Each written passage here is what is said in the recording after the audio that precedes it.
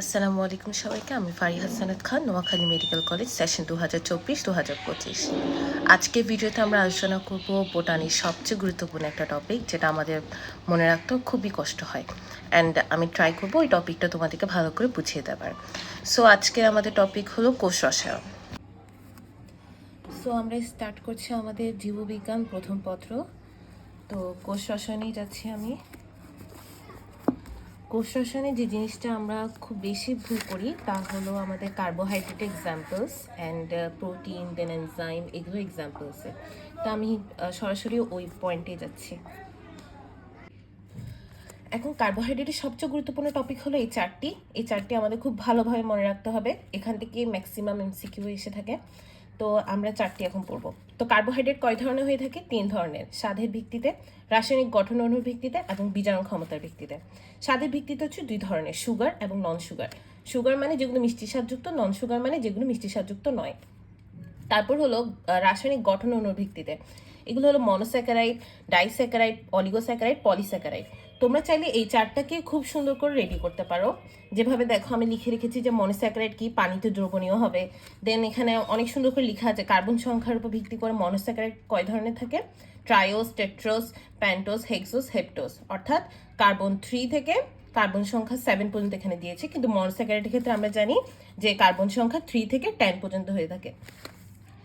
আর botanic পড়ার ক্ষেত্রে আমি বলবো যে যদি তোমার আগে পুরো বই একবার পড়া না হয় তাহলে সরাসরি দাগানো লাইন পড়তে যাবা না। আগে ফুল বই একবার করে নিজে পড়বা, কনসেপ্টটা বুঝবা, দেন তুমি দাগানো লাইনগুলো ভালো করে পড়বা। এভাবে করলে তোমার কনসেপ্টটা অনেক ক্লিয়ার হবে। সো তারপর আসছি আমরা ডাইস্যাকারাইডে। ডাইস্যাকারাইড হলো সুক্রোজ, সেলোবায়োজ, মল্টোজ। দেন অলিগোস্যাকারাইড, ট্রাইস্যাকারাইড, টেট্রাস্যাকারাইড, পেন্টাস্যাকারাইড।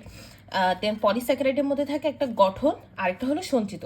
সঞ্চিত অর্থাৎ যেগুলো উদ্ভিদ দেহ বা প্রাণী দেহে সঞ্চিত আকারে থাকে, যেমন স্টার্চ বা শ্বেতসার, গ্লাইকোজেন, এগুলো হলো সঞ্চিত উপাদান। গ্লাইকোজেন প্রাণী দেহের, স্টার্চ বা শ্বেতসার উদ্ভিদ দেহের সঞ্চিত উপাদান।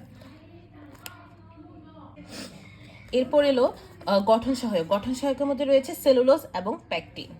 এরপর বীজাণু ক্ষমতা অর্থাৎ reducing sugar and non reducing sugar, এগুলোর নামগুলো আমাদের জানতে হবে।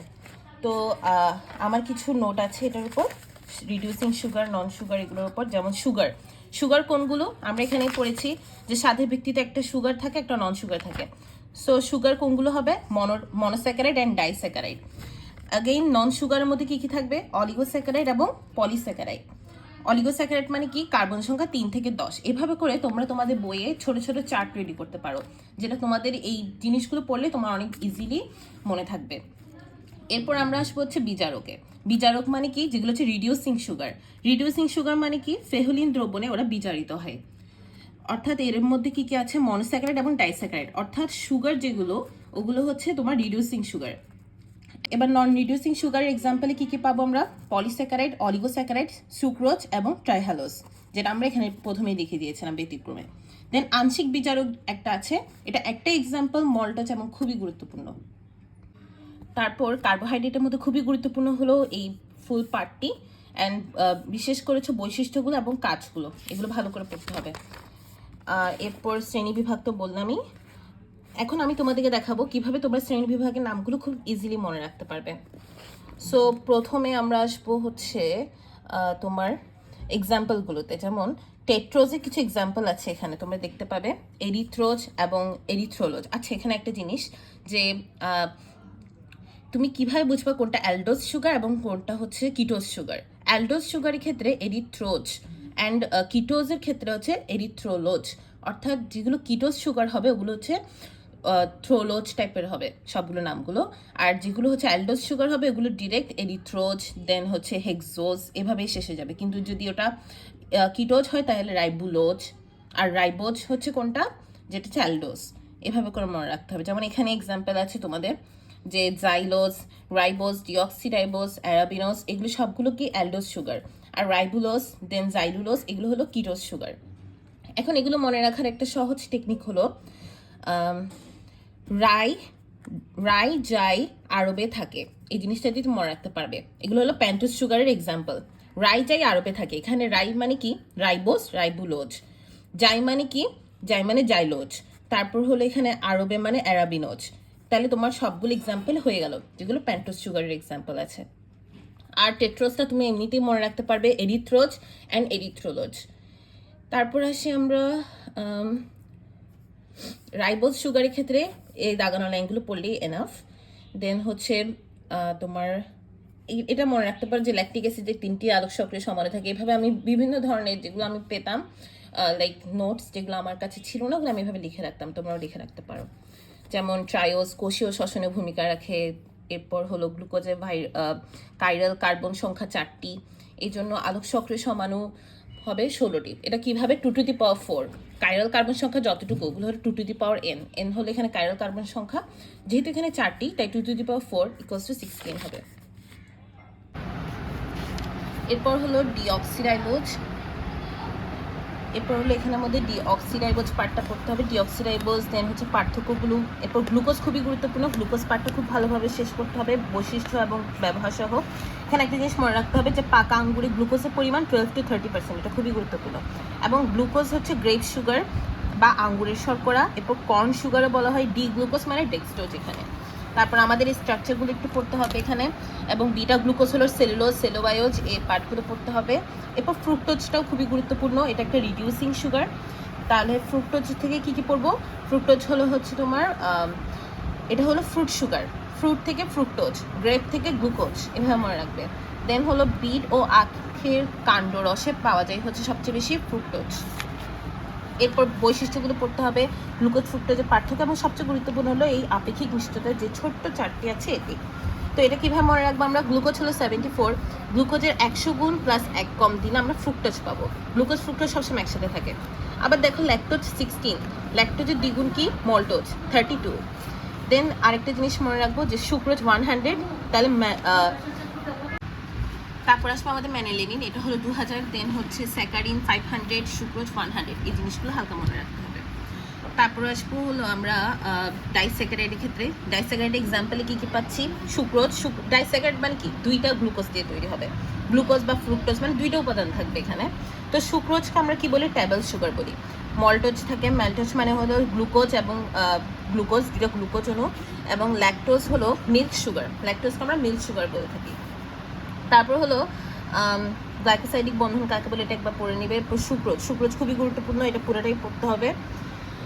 এরপর যদি আমরা আসি এখানে হলো ইখুর প্রায় 15% হলো সুক্রোজ, এটা খুবই গুরুত্বপূর্ণ। দেন তোমরা এই 4টা এইভাবে মনে রাখতে পারবে। আমি যেভাবে মনে রেখেছি যে স্টার্চের সাথে যদি আমি আয়োডিন দ্রবণে স্টার্চ দিই তাহলে ওটা নীল রং ধারণ করবে, গাঢ় নীল। এবং স্টার্চ 2 ধরনের হয়ে থাকে, একটা হচ্ছে অ্যামাইলোজ, আরেকটা হলো অ্যামাইলোপেকটিন। অ্যামাইলোজ হলো 22%, অ্যামাইলোপেকটিন হলো 78%। অ্যামাইলোজ হচ্ছে অশাখা, মানে এটা কোনো শাখা থাকে না, কিন্তু অ্যামাইলোপেকটিন হচ্ছে শাখান্বিত। দেন আয়োডিন দিলে হচ্ছে কালো আর নীল বর্ণ ধারণ করবে অ্যামাইলোজ, আর লাল আর পার্পল কালার ধারণ করবে কি? অ্যামাইলোপেকটিন। অ্যান্ড অ্যামাইলোজ কি? অবিচারক, অর্থাৎ নন রিডিউসিং সুগার, আর অ্যামাইলোপেকটিনও নন রিডিউসিং সুগার। তারপর অ্যামাইলোজের সাথে যদি আমরা আয়োডিন যুক্ত করি কালো এবং নীল বর্ণ ধারণ করবে, যেটা আমি এখানে উপরে লিখছি। অ্যামাইলোপেকটিন মানে এটার সাথে যদি আমি আয়োডিন দিই তাহলে কি পাচ্ছি? লাল এবং পার্পল কালার। স্টার্চের সাথে যদি আমরা আয়োডিন দিই গাঢ় নীল কালার। সেলুলোজের সাথে যদি আয়োডিন দিই কোনো বর্ণই আসবে না। আর গ্লাইকোজেনের সাথে যদি আয়োডিন দিই লালচে বেগুনি কালার পাবো। এই হলো সুক্রোজকে টেবল সুগার আগে বলেছি, এই জিনিসটা পুরোটা পড়তে হবে। এর গলনাঙ্ক 188 ডিগ্রি সেলসিয়াস এটা। দেন হলো সেলোবায়োজ, এটা পড়তে হবে। এখানে ইমালসিন নামক এনজাইম এবং অ্যাসিডের প্রভাবে সেলোবায়োজ ভেঙে 2টা গ্লুকোজে পরিণত হয়। 2টা গ্লুকোজে কখন পরিণত হবে? যখন ইমালসিন এনজাইমটা কাজ করবে। এটা আমরা এনজাইমে গেলে আরও ভালোভাবে বুঝতে পারবো। দেন হলো তোমার মল্টোজ পার্টটা পড়তে হবে। মল্টোজ হলো কি? এটা হচ্ছে আংশিক সুগারটা। এখন আমাদের গুরুত্বপূর্ণ একটা পার্ট হলো অলিগোস্যাকারাইড। অলিগোস্যাকারাইডে কি কি পার্ট থাকে? একটা ট্রাইস্যাকারাইড, টেট্রাস্যাকারাইড, পেন্টাস্যাকারাইড। দেখো ডাইস্যাকারাইড কিন্তু অলিগোস্যাকারাইডের মধ্যে ছিল না। ডাইস্যাকারাইড কোথায় পেয়েছিলাম আমরা? ডাইস্যাকারাইড ছিল হচ্ছে তোমার প্রথম দিকে আমরা যদি দেখি এখানে, এই দেখো এখানে